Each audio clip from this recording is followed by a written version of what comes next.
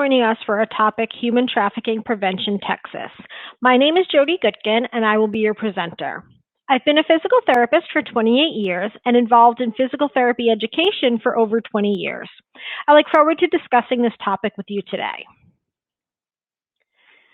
Human Trafficking Prevention is an online recorded video continuing education course that's developed specifically for healthcare professionals. We're going to focus on defining what is human trafficking and the characteristics that make someone vulnerable to becoming a victim, the health impacts that they experience, as well as red flags to identify individuals who are potentially victims, assessment strategies, and the role we can play as healthcare providers in connecting individuals with appropriate resources to escape their trafficking situation. The rationale for the course is to prepare the healthcare provider with knowledge and an understanding of available resources and mechanisms to play a role in supporting victims in escaping their trafficking situation. It is designed to satisfy the training requirements for Texas House Bill 2059. The goals and objectives of this course will focus on the legal definitions related to human trafficking, ways that we can identify individuals who are potentially victims of human trafficking, as well as the health conditions that they experience, and how to safely interact with an individual who is potentially a victim, report tips, and connect them with appropriate resources. As with any course that you attend, when you go back to apply this information in the clinic, you're going to do so in accordance with the federal, state, and professional regulations where you practice. In addition, you'll follow any established policies and procedures for the facility. You're going to watch this 1-hour recorded video course, and you'll notice on several of the slides an icon on the bottom right that says, "Consider this." That's to let you know that those particular slides will be helpful when you go to complete the post-test for the course. After watching the video, you will return to our website, cheapceus.com, to complete the post-test. It can be retaken multiple times if needed to achieve at least a passing score of 70%. Then you will submit your payment and be able to print the certificate for your completion of the continuing education hour. Let's first define what is human trafficking. When individuals are forced, lied to, manipulated into physical servitude or sexual exploitation situations where their basic human rights and dignities are deprived to them, and it's leveraged for the financial gain of other individuals, this is considered human trafficking. It is the business of stealing freedom for profit and modern-day slavery. In 2000, there was a comprehensive federal law that was enacted, the Trafficking Victims Protection Act. This was designed to provide a single approach that has 3 prongs to it. It is focusing on prevention, protection, and prosecution to combat human trafficking. As healthcare providers, we are on the front lines of being able to recognize individuals who are potentially victims of human trafficking. You might be surprised to find out that traffickers do actually bring their victims in to receive medical services. Unfortunately, this doesn't happen until the individual has sustained significant injuries that prohibit them from being a financially beneficial worker for their trafficker. They might have experienced injuries from abuse that they've suffered, from malnourishment, injuries from work environments where they didn't have the appropriate training, dental issues. It was noted in a 2014 study that 87% of the survivors that had accessed healthcare services while they were being trafficked, and most of them went unidentified. We have a unique opportunity to step in and assist in identifying these victims, connecting them with resources to help escape their trafficking situation. Polaris is a global organization that is fighting the battle of human trafficking. They have analyzed different statistics from the United States and recognized that human trafficking has 25 different types that it occurs as and how it may present in the situations the individual is experiencing being a victim. The first one that may come to mind to you is sexual servitude or commercial sex acts. While that is one type of human trafficking, labor trafficking is another form that can occur in different landscaping and agriculture, as well as restaurants and manufacturing. The individuals may be in the kitchens or on the work crews that are coming in to do cleaning at a facility where you're located. If you're going into home care settings, it might be the individual who is the nanny for the child or the elder care provider. They might be a victim of human trafficking. When we're looking at health and beauty services, particularly the massage industry, we might notice individuals who are victims of human trafficking that we are working down the hall from, where we're performing legitimate services, but something different is happening down the hallway. So we're going to discuss how we can play a role in opening our eyes to understanding the different types of trafficking and where we should be looking to spot potential victims to assist them. There are two main forms of severe trafficking that the Trafficking Victims Protection Act identifies. It's labor trafficking and sex trafficking. Labor trafficking is when the individual is induced to perform work and services for their trafficker, where they're not appropriately compensated, they are forced, or fraud is utilized, threats to have them continue to work, where their human basic dignities and rights are deprived to them. This can occur in a variety of different settings. Some individuals work excessive hours. They have irregular schedules. They may not like what they're doing. This doesn't mean that they're a victim of labor trafficking. Labor trafficking is occurring when the individual is lured in with false promises about what's involved in the work. They're working excessive hours against their will under intolerable circumstances. This might be occurring around us in healthcare, in nursing homes, the janitorial staff, the kitchen staff, potentially the home health aide that's additionally providing services side by side with us. If you're going into the home care settings, we're going to be aware of individuals who are working in that home and providing care, could potentially be victims of human trafficking. In addition to farms, factories, hotels, and recreational facilities. We might see individuals coming into our clinic as patients who are potentially victims, or the individual accompanying our patient. So we're going to open our eyes to being aware of the red flags that we'll discuss all the time that we are practicing. Particularly in the agricultural industry, individuals at a higher risk because of the migrant nature and seasonal nature of the work where they're moving around, it places them at a greater risk. One story to give an example of how labor trafficking occurs, I had read about a young woman in Botswana who wanted to come to the United States to receive her education. She was told that a family wanted to sponsor her and bring her here. So she did come. Unfortunately, the woman was bounced around to different households, was abused, forced to work as a nanny, forced to work in a daycare situation with children, and then live in intolerable circumstances. And she was never given the education that she thought she was coming over for and that bright future she was looking for. There are many different ways that traffickers lure in their victims. Sex trafficking is another form of severe trafficking that involves the performance of commercial sex acts by adults as well as children. This may occur in bars, as well as escort services, pornography, truck stops.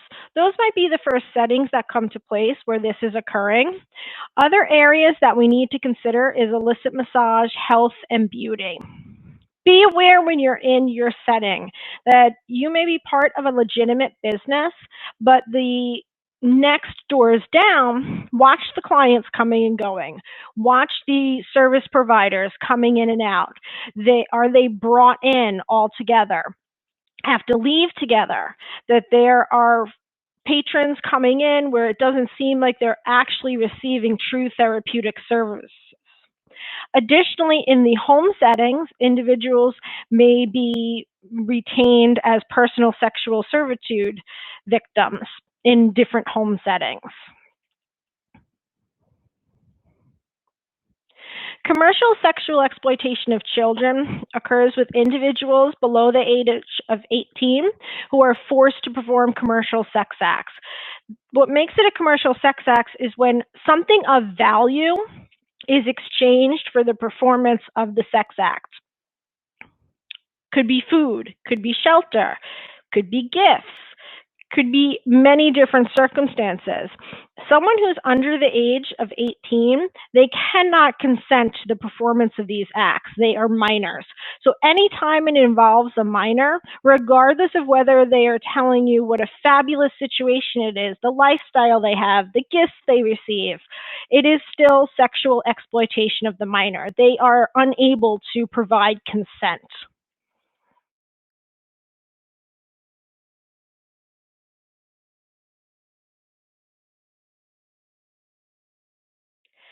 As we look at the difference between smuggling and human trafficking, they may seem the same on the surface, but there are some specific differences.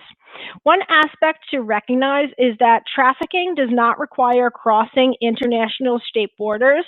While it may have someone transported, an individual could be maintained in one location and still be a victim of human trafficking. They may be native to the country where the trafficking is still occurring. It doesn't mean it's a foreign national that was brought in. Trafficking is that exploitation component where the individual is forced into sex acts or labor for the benefit of another individual. It is non-consensual. It's a crime against that person.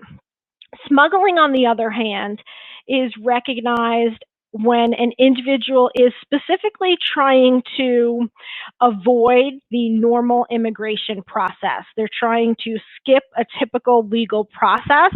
They're coming into a country against the laws, but they are acting of their own free will if it's smuggling. Consent is something important to understand. When considering human trafficking, if that individual is lured in by false promises, they may have initially consented for that better life, that good opportunity, the experience they thought that they were getting. If they initially consented and then the circumstances change and they are being forced into a situation against their will, sexual exploitation or labor, it is still trafficking, even though they initially consented, because what they agreed to isn't the circumstance that they end up in where they are being exploited. Looking at individuals who are adults who willingly participate in sex acts, their human rights are not being infringed upon. They are consenting. Whatever value is being given to the sexual work that they're performing, if they're keeping that for themselves, that is not human trafficking. Sex trafficking occurs when it is sexual exploitation and they are not consenting.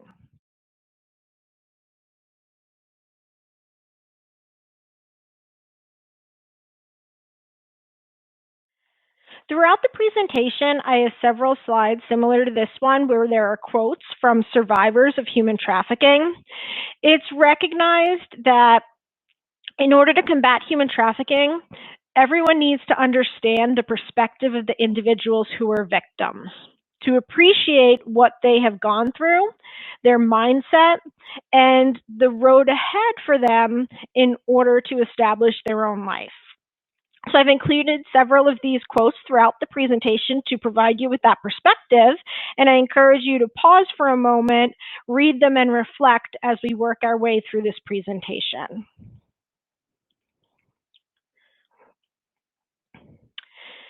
Individuals who end up in a trafficking situation are controlled by their traffickers in several different ways.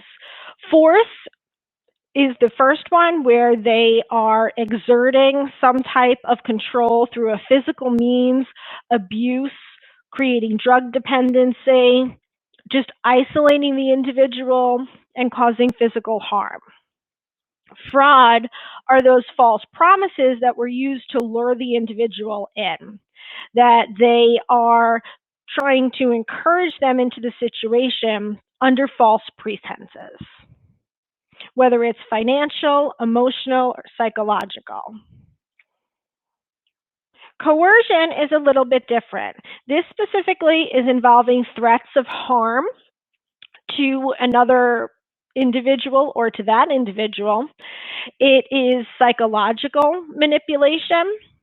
The victims are often reluctant to come forward because the traffickers use this coercion to leverage their vulnerabilities, create dependency on the trafficker, and the individual may be so concerned about harm that they continue in the trafficking situation, or they're compliant because they're so maybe embarrassed about the situation they're in, or what will be told to other individuals about what they're participating in, that they just feel like they have to continue in the situation. Involuntary servitude is one type of situation someone who's being trafficked may find themselves in. Individuals are under extreme psychological and emotional control. They believe that they truly have no other option but to remain in the trafficking situation because something worse will happen to themselves or someone else. It may be threats related to their legal status, maybe crimes that are associated with the trafficking situation that the trafficker convinces them they will be held responsible for, compulsory labor that they feel they have to continue with, or that sexual exploitation because of that fear of something else happening that's worse. They just think they have to continue. Debt bondage is a little bit different. This occurs where an individual is charged a fee for whatever opportunity they're being given, and the trafficker continues to increase that fee, or because they're housing them and keeping them in the same location where they're working or experiencing that sexual exploitation. Maybe they're charging them for their living expenses, for food, for toiletries, basic necessities, and the fee that the trafficker is charging keeps going up, and the wage that they're giving the worker will never catch up. That the trafficker ends up keeping all the money, the individual is still in debt to the trafficker, and they have nothing for themselves while enduring these inappropriate, intolerable circumstances, and that's debt bondage. In terms of developing resources and ways to assist individuals exit their trafficking situation, and just even understanding the scope of it, there are many limitations in the data that's available. While many organizations are trying to get the information, there just really are some challenges to recognizing the full scope of the problem.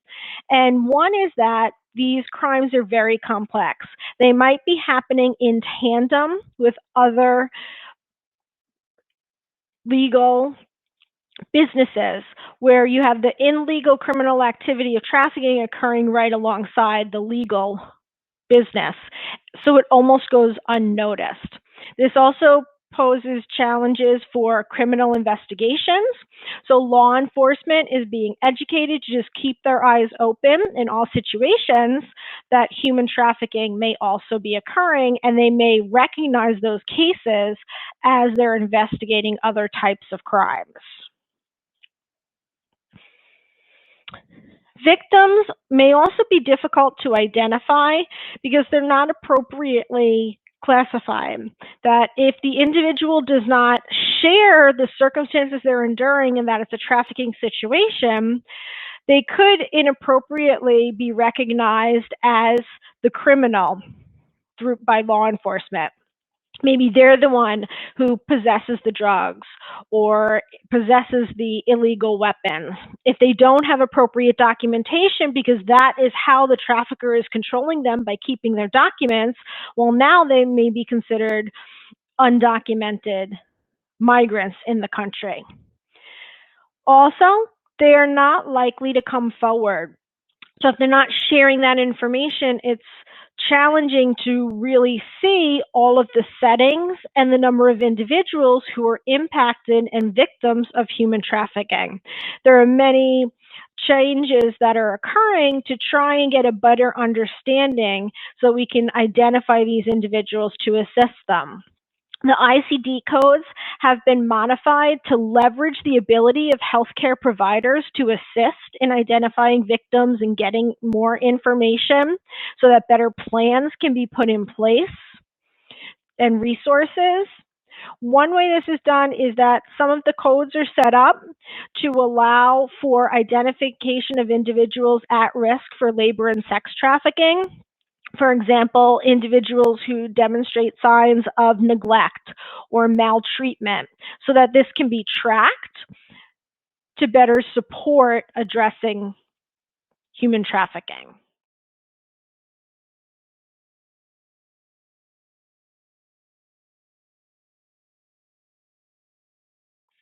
There are many misconceptions about human trafficking. The data demonstrates that it exists in cities as well as suburbs.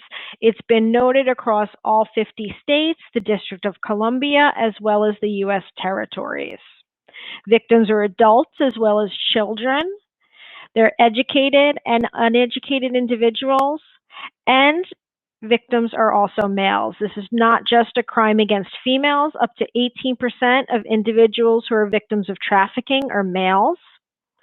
Globally, labor trafficking is more common, making up 62% of the cases. And data also demonstrates that 50% of individuals who are in a trafficking situation were unidentified during their time with healthcare professionals because they did not self-identify. These are silent victims forced into situations of no fault of their own that we really have an opportunity to assist escape their situation.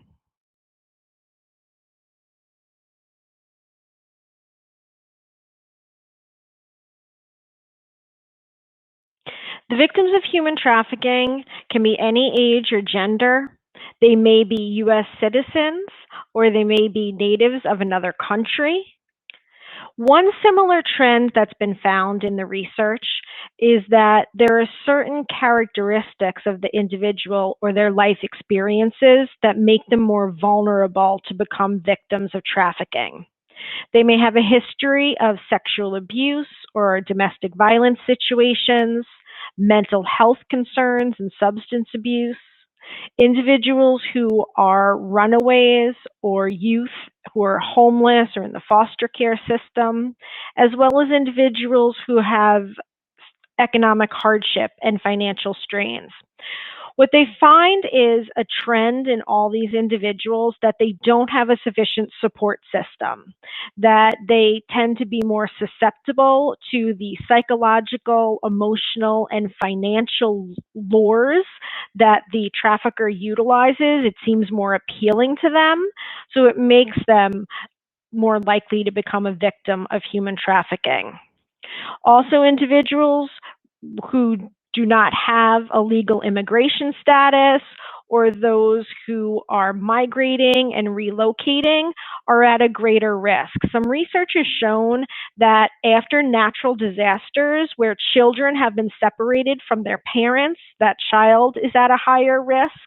And individuals who are adults who have lost everything in the disaster, that appeal from the trafficker of a better life, or if they have economic hardship rising up, or just being removed from whatever their challenging current situation is, seems very appealing to them.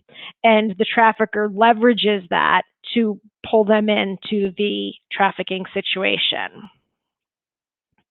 The perpetrators of human trafficking are varied. Just like there's no one profile of a victim, there's no one profile of the individual who's the trafficker. They may be of the same socioeconomic class as the victim, or there may be a power and financial differential. It's unfortunate to hear that individuals who are family members, loved ones, partners, they may be the one putting that other person into the trafficking situation. The victim may not even feel or realize that they are a victim or that they're being exploited because they think they're helping out. They think that they are doing the right thing. Other individuals, if it's a business situation, they may think they're engaging in legitimate work or that this is normal or typical. They may not even realize that the exploitation is occurring, which is why we really need to look beneath the surface, and that's a slogan that's out there related to recognizing human trafficking, that it may not always be visible and obvious. We have to put all the pieces together. Different recruitment techniques that are utilized by the trafficker are typically big false promises that are going to fill the void for that vulnerable individual that makes them become trapped in that trafficking situation. A better life, better finances, maybe it's just more emotional support. Some triggers that you may hear during your conversations with your patients or clients that might alert you to it potentially being a trafficking situation is if for their work situation they were brought to an unfamiliar area, or they're being kept in an area and they don't have a contract. They didn't understand the contract. It had excessive fees they have to pay for a particular work opportunity. If the individual is being showered with gifts where there's that difference in either significant age or socioeconomic class, where one person could potentially be exploiting the other, we need to be looking out for those situations, because our patients do talk to us that we may catch some of these pieces of information and put them together with everything we're discussing to recognize a potential trafficking situation.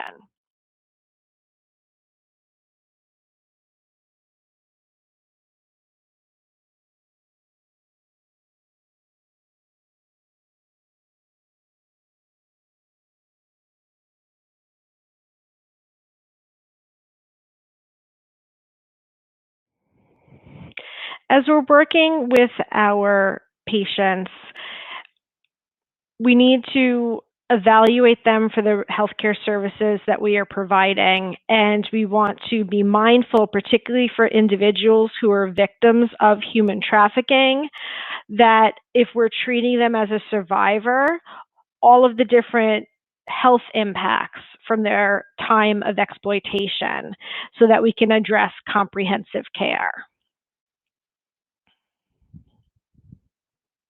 Acute injuries that an individual may sustain can be the result of the physical abuse that they are enduring, as well as the work circumstances that they have to endure. It might be extremes of heat, temperature that is causing excessive exhaustion and dehydration, or just the hours that they are having to work.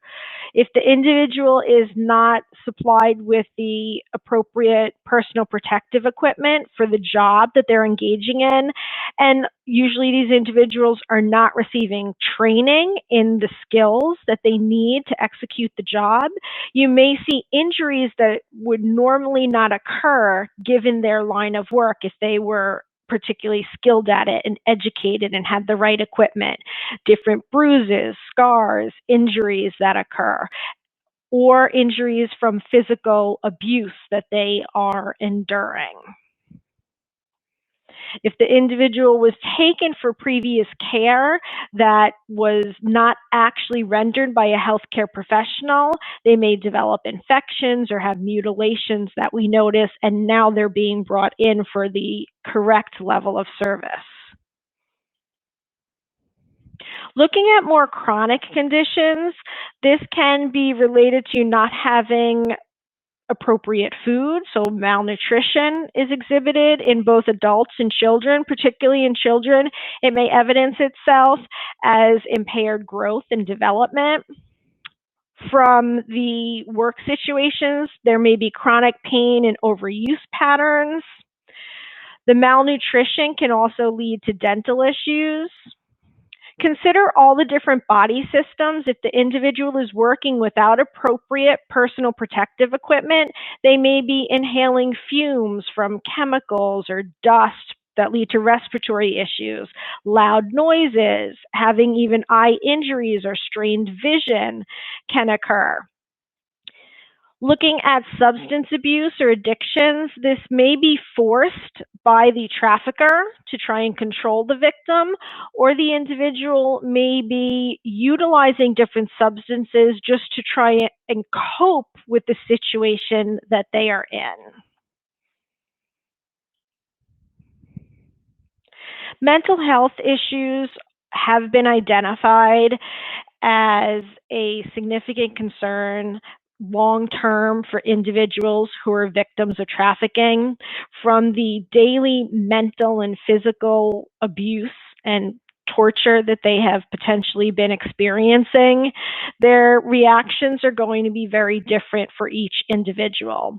And it's been noted that unfortunately, a lot of this becomes a persistent long-term mental health concern, that the individual needs significant support to deal with the psychological trauma. We need to know, because of all this, when the person is interacting with us, we may not have a typical response to our attempts to engage them. So we can't make generalizations about how we expect the individual to react. We just need to know that their coping strategies are going to vary, and they will need services to help them develop those strategies. Culture shock is another consideration. If an individual is in the country that is new to them, or they are in just a different part of the country that is not familiar to them, maybe different language, different environment, they may be also experiencing culture shock in addition to their trafficking situation and the psychological and emotional strain from that situation. Sometimes this can evidence itself as somatic health complaints, and these, again, can be after the trafficking situation persists. Complaints of headache, back pain, dizziness, weakness could occur. Looking at long-term consequences of reproductive and sexual health from the abuse, trauma, being forced to engage in different sex acts, the individual may have developed different diseases and sustained physical trauma. It can lead to not only potential infertility or consequences from multiple abortions that they have been forced to undergo. There's also urinary difficulties that can develop. So multiple systems that could become involved long term. Quality of life also needs to be considered, that as plans are developed to support individuals who are rebuilding their lives after they leave their trafficking situation, the dangers of re-exploitation and re-traumatization have to be addressed.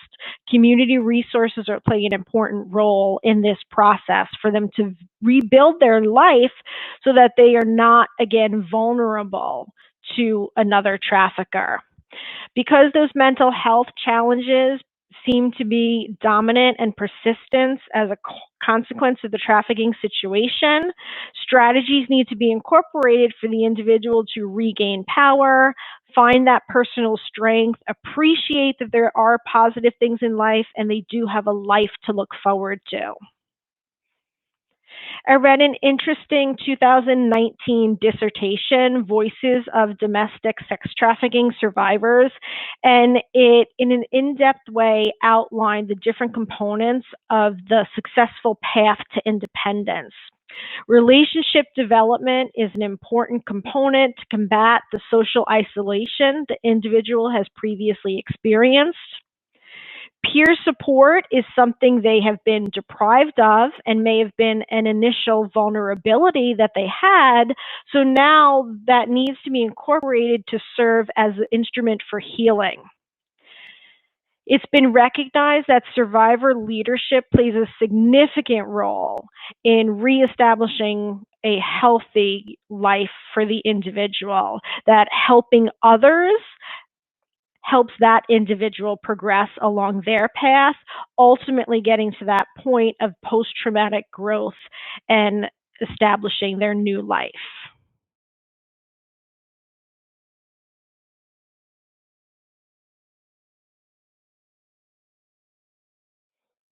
As healthcare providers, if we are not trained to recognize victims so that we can intervene, the criminals go unnoticed, victims fall through the cracks, and the perpetrators just continue unchecked. We need to recognize, being on the front lines, that we have the opportunity to step in and assist through identifying victims.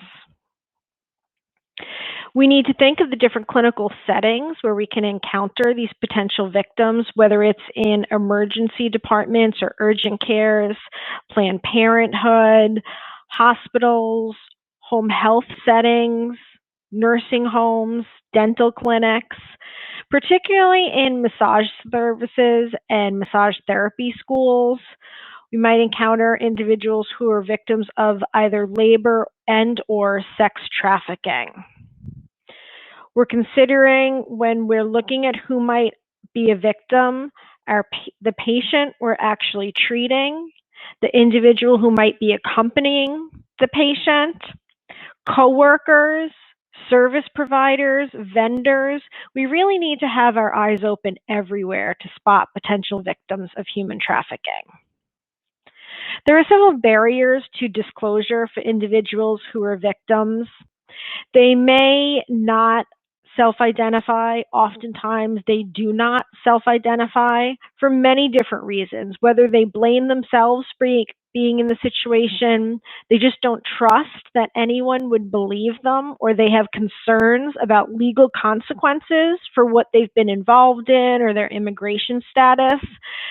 And then that force, fraud, and coercion may be preventing them from self-identifying. This presents challenges to identifying and responding to the potential victims. They are not likely to ask for help. They don't reach out. They've been coached on what to say, how to carry themselves, and they're afraid not to do that or feel like they have no other choice.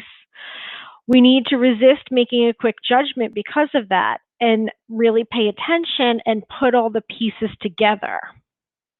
Building trust over time allows the individual to feel more comfortable sharing information about their experiences to us as clinicians so that we can gather the whole story. In order to do that, we need to have perspective of victim mindset and consider where they are coming from to know how to interact appropriately and to understand why they don't identify, so we can create a situation where they will share with us. They might just be afraid that there are so many ways that they can be threatened or forced into complying with what the trafficker is asking. Or they just don't realize it's a crime, what they're participating in. Maybe where they're coming from, whatever country or situation, they are conditioned just not to trust people. Maybe the government's corrupt. They never had that safety net. So they just don't feel like anyone is going to believe them or assist them.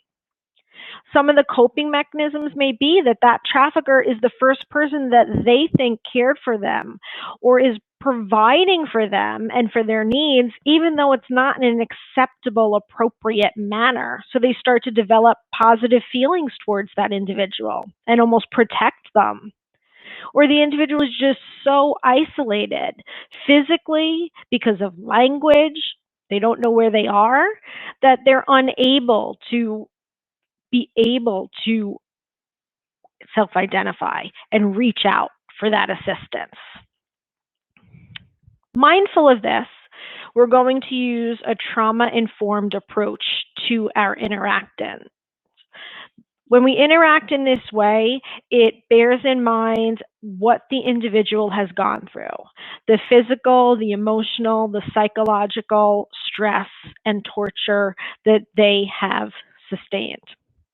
It's a delicate balance between bringing traffickers to justice, which is important on the whole, so that human trafficking is combated. But that needs to be balanced with building trust for the individual that we are working with. Additionally, we need to consider that the individual is at risk for additional trauma. Just by going through the process of self-identifying, trying to get themselves out of the situation and build that new life. We need to be sure that we're supporting their rights and their needs so they can build that new life, that we need to avoid re-traumatization through the process of getting them help and reestablishing life.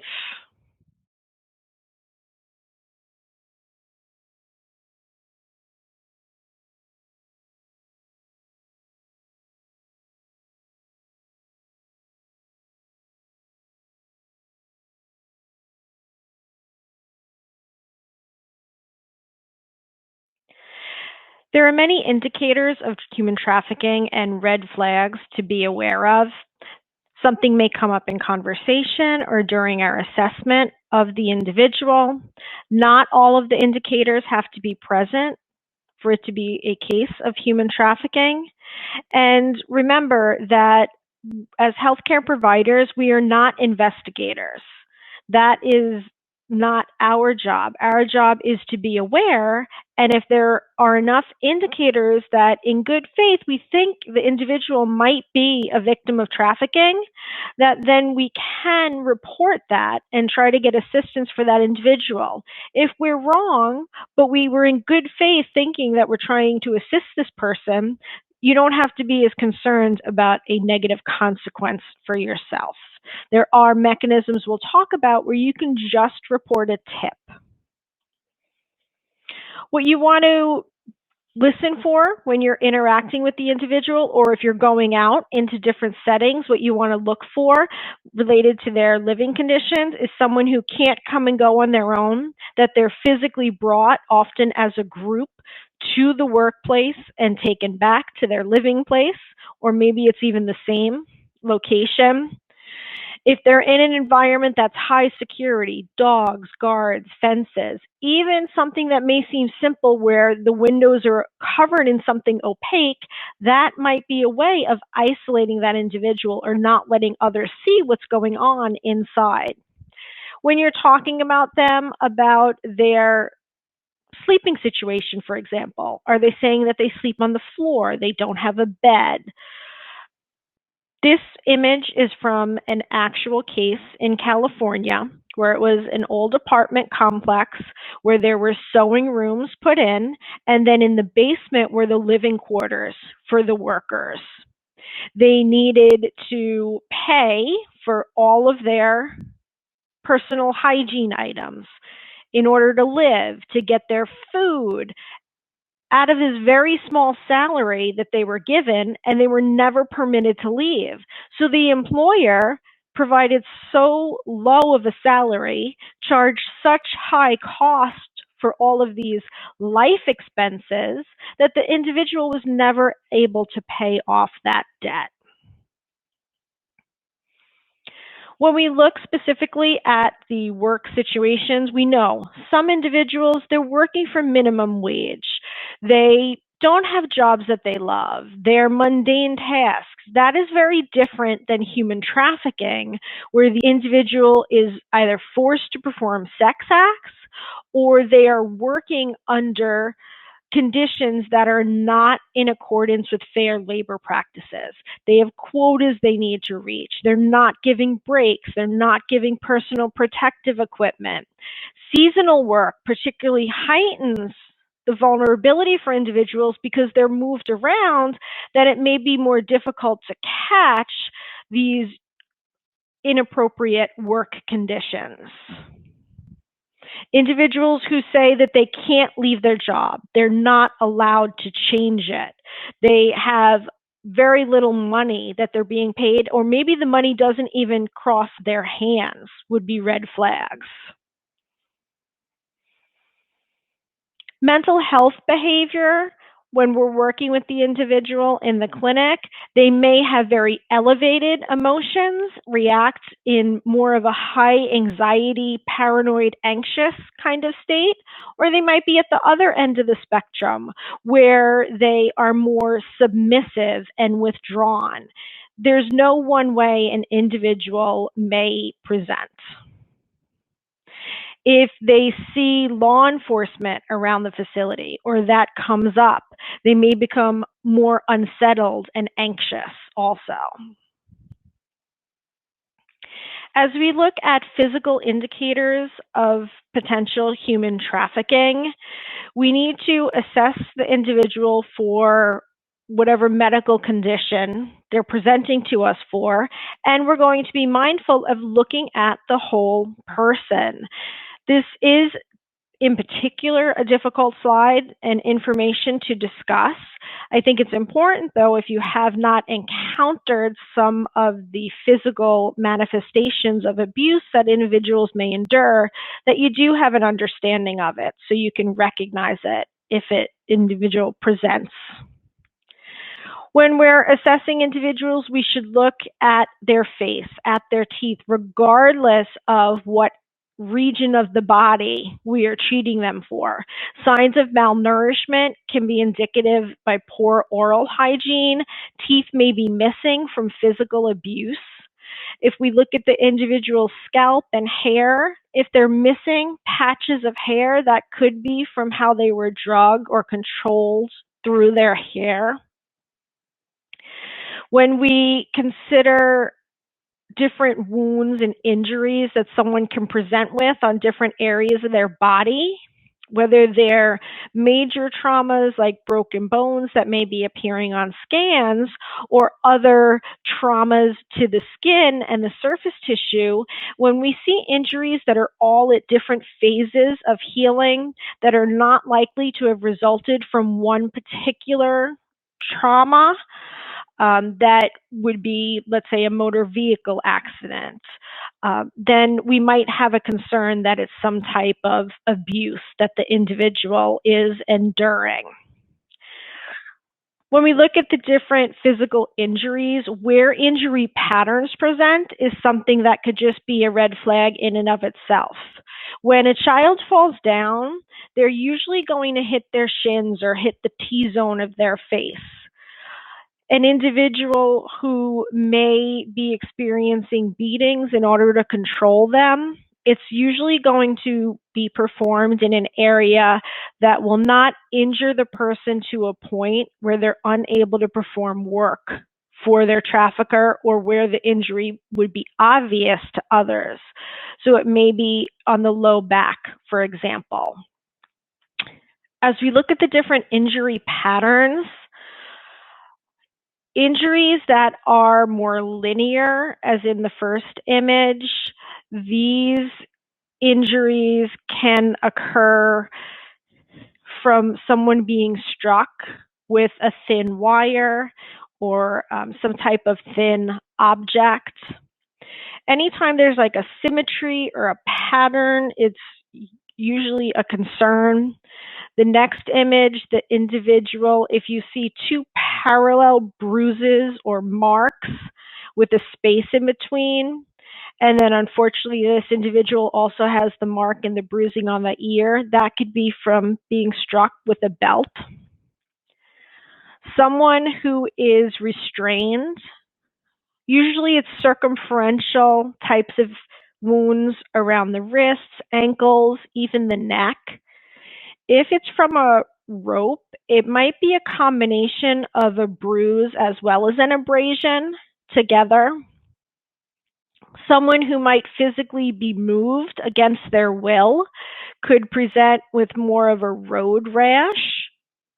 And if that's not associated with a particular injury pattern or mechanism of injury that makes sense, it would be a red flag. Individuals who are sustaining burn injuries, this often is going to be a small, circular, about 1 centimeter round type of injury, usually on areas that are more exposed, the arm or the hand, the back of the neck. They may be all at various stages of healing. And then looking at tattooing, branding, these might be unusual types of tattoos. It has been noted that some individuals do have barcodes, for example, on the back of their neck, something that the trafficker may be utilizing as a way to identify the individual as their property.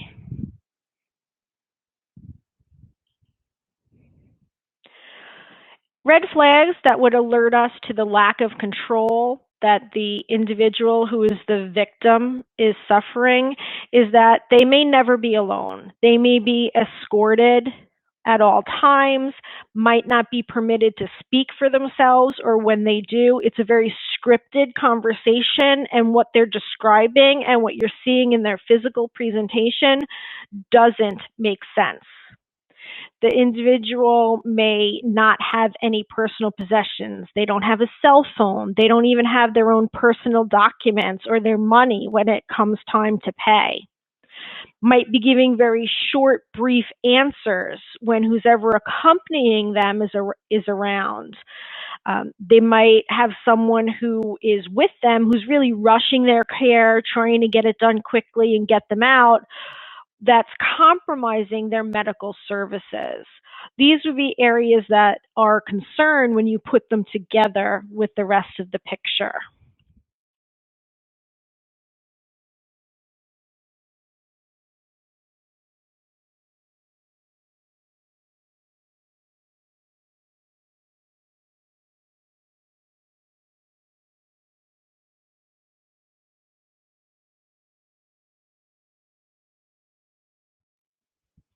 If you do recognize several red flags and you're considering that it might be a potential case of human trafficking, number one, you need to consider your safety as well as that of those around you. You have to assess the level of danger and decide, is it appropriate for you to intervene in some way at that point in time? You don't want to endanger yourself because then you're not going to be able to assist the individual. You also don't want to alert the trafficker that may be there or the escort on behalf of the trafficker that you're becoming aware of the situation. You need to consider your different course of action. If you're unsure if the individual is a victim of trafficking and you feel that it's safe to engage in more questioning with them, you can do that. If you have a concern that they may put them in danger, then your decision might be to make a call to seek help to allow you to report the case and get the individual assistance in that way, rather than physically stepping into the situation and confronting the trafficker yourself. That is not something that you would want to do. As we consider whether or not to call 911 or utilize some of the other resources that we'll discuss for assistance, if there is immediate physical harm that is a concern and immediate danger, 911 would be the call to make. However, calling law enforcement may not be in the best interest of the individual who is the victim of trafficking. It's up to law enforcement to investigate, and that does take time. the person who's the victim of trafficking, they may need immediate assistance to get them out of the situation. That would necessitate different resources than what's provided immediately by law enforcement. Also, when contacting law enforcement, we do need to consider that the individual who is the victim could be found to be not in compliance with laws related to other crimes such as drugs, weapons, prostitution. If the individual goes down that path where they incur a criminal record, this could put them at risk for developing that life after they're removed from their trafficking situation. They might not be able to apply for a job if they have a criminal record, or get custody or retain custody of their child. Certain benefit programs, if you have a criminal record, you're ineligible for. So it might not be the best decision for the individual for you to call 911. You might want to explore other reporting options.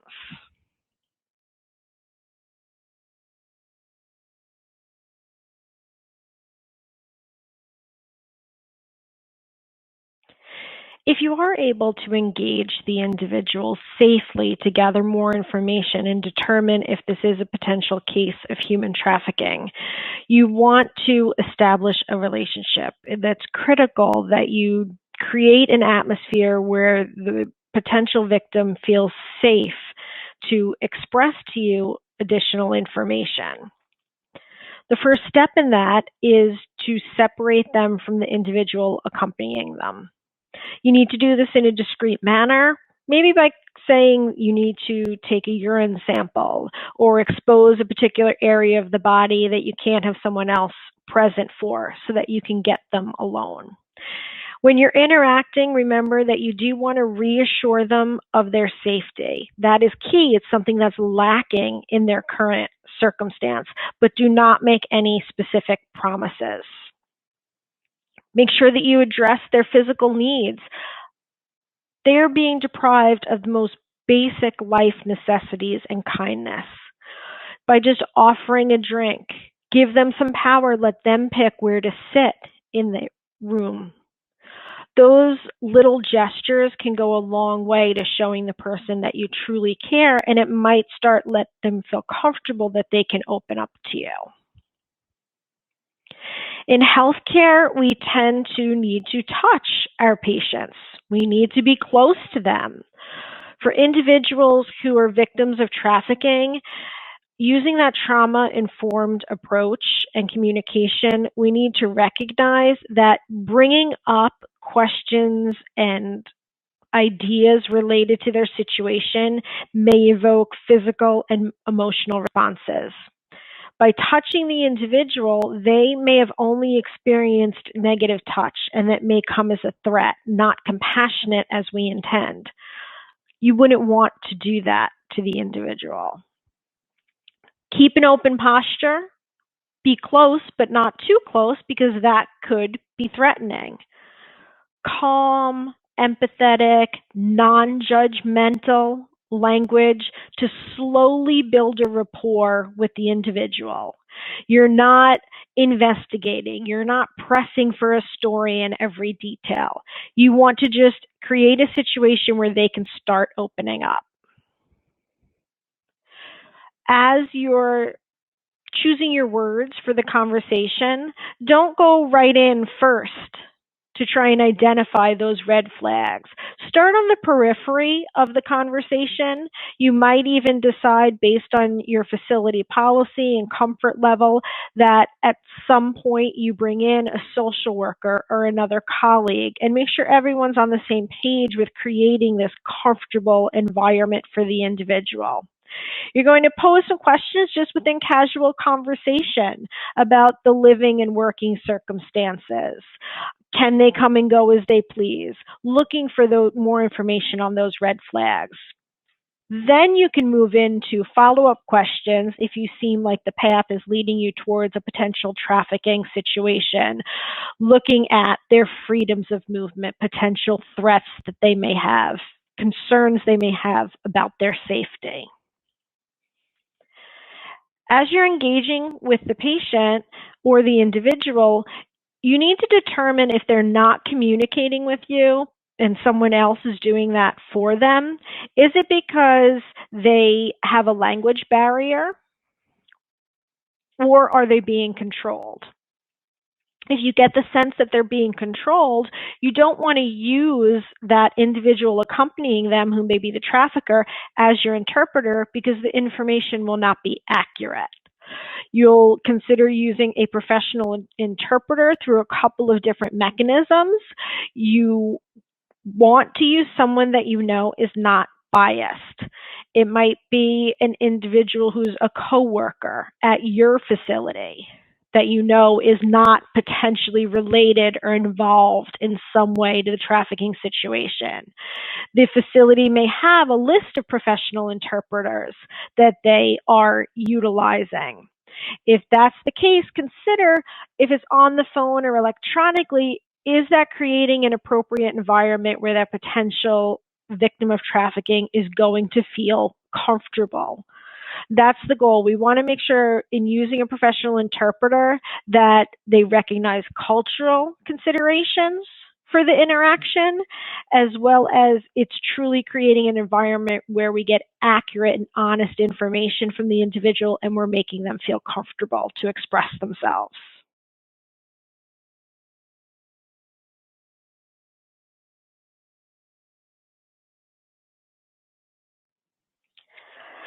If we reach the point where we do feel that this is potentially a human trafficking situation and we're looking at how to intervene, there are several different mechanisms the clinician can utilize to obtain assistance. The practitioner can reach out for assistance, and the individual who's the victim can also reach out for the assistance to either law enforcement, the National Human Trafficking Hotline, or other state agencies.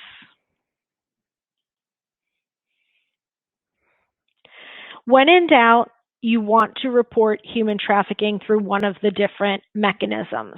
The National Human Trafficking Hotline is not an immigration service, it's not law enforcement.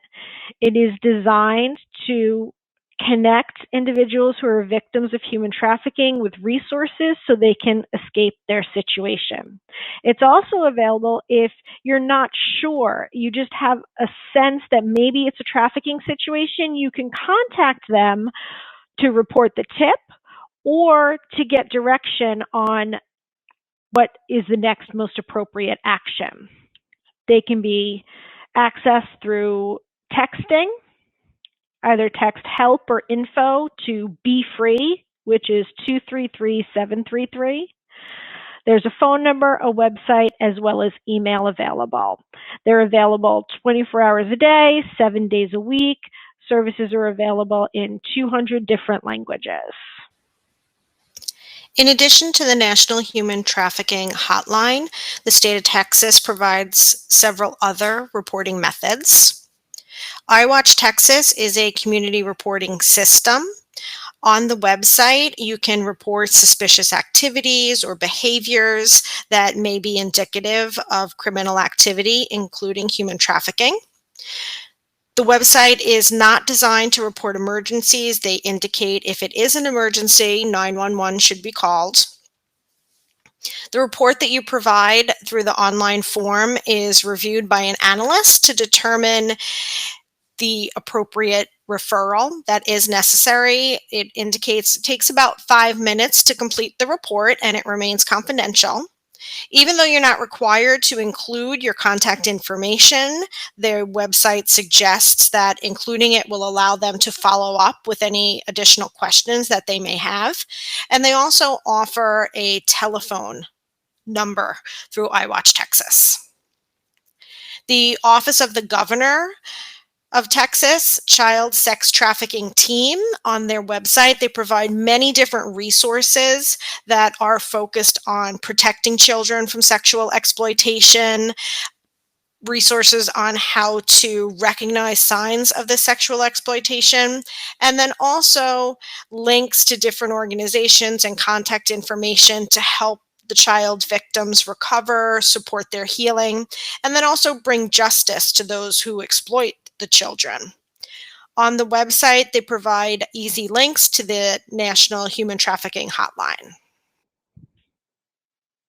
Cases involving children can be reported to the Department of Child Protective Services, and then the Office of the Attorney General can be contacted directly to investigate also.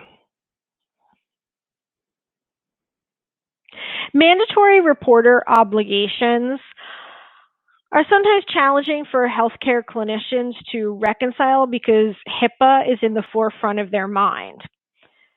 HIPAA was designed to protect patient confidentiality. It was not meant to prevent the reporting of crimes or prevent the reporting of trauma and human trafficking. That's not the intent of it. So you do not need the patient's consent in order to report a tip of human trafficking. Anytime there is a child involved, you are required to report to law enforcement. If you're in a state that has mandatory reporter obligations, just calling the hotline number is not sufficient. Reporting in terms of mandatory obligations means that the direct contact has to go to local law enforcement.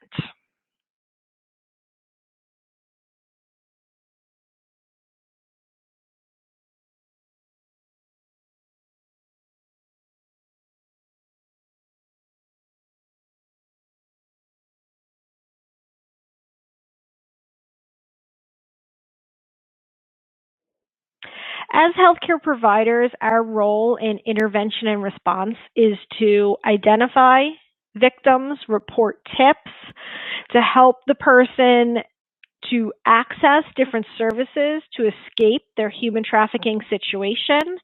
And in order to accomplish that, we need to know what red flags to look for and then how to interact appropriately with the individual.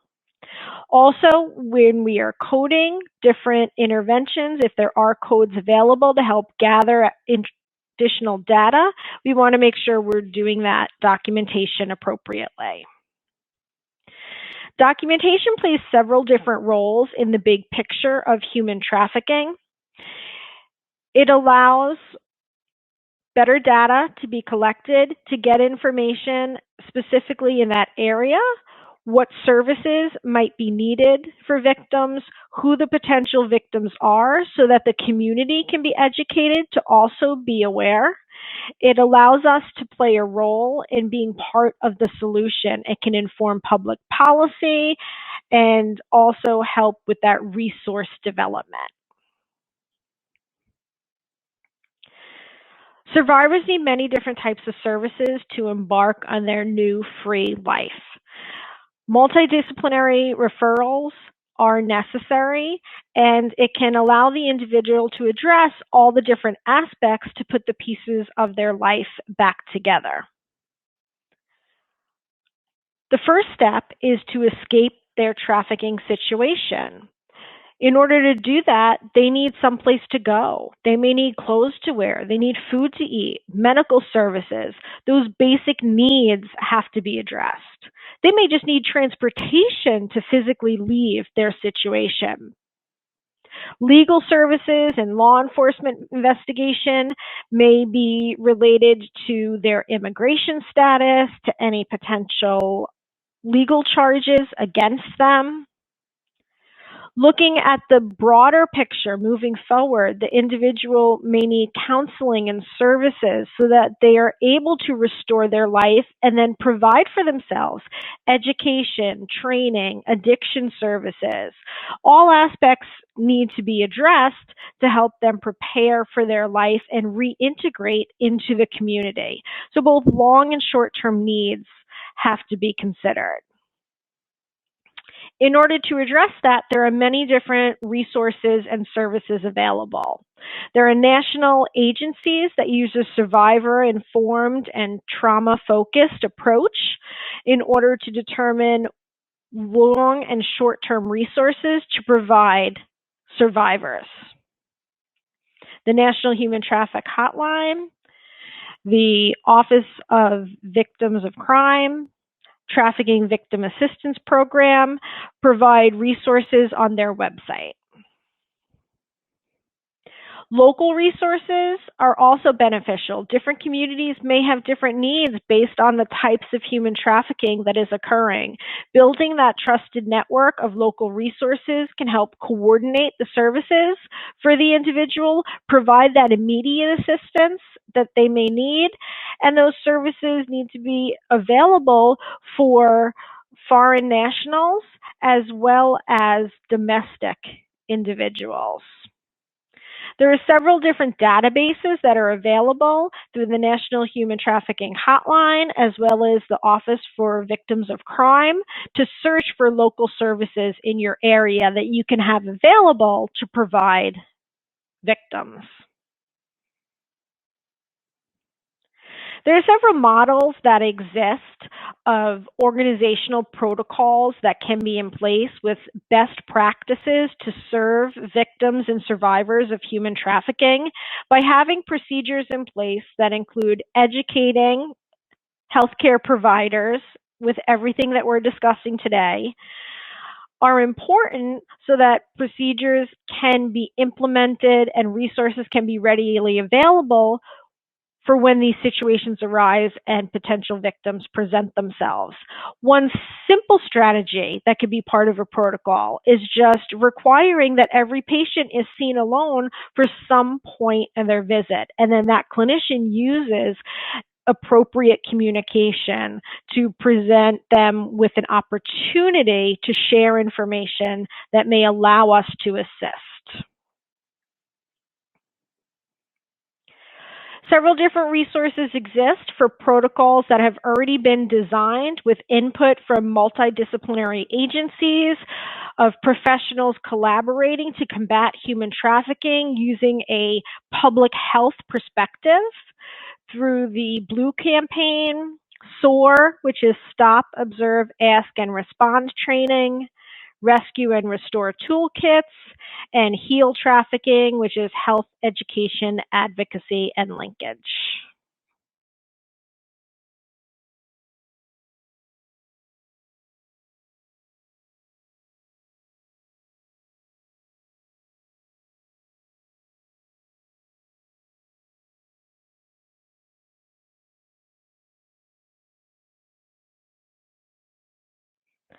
The healthcare professional's role in anti-trafficking efforts is to be vigilant in recognizing the red flags and identifying potential victims, to create environments where individuals feel safe and comfortable. We play a significant role in reporting tips, and also to understand that the opportunity we have to connect victims with resources in the community to help them rebuild their lives. By identifying victims and reporting tips, we are helping rescue them, and you might save a life.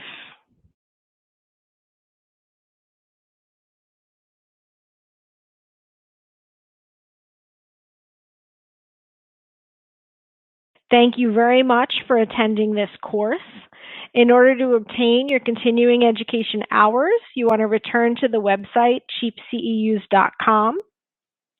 Scroll down to this topic. Go to the right and click Take Course Post-Test. You want to achieve a score of 70% or higher, and the post-test can be retaken multiple times if needed. Once you achieve that score of 70%, you're going to submit your payment and print your certificate. Thank you again for attending this course.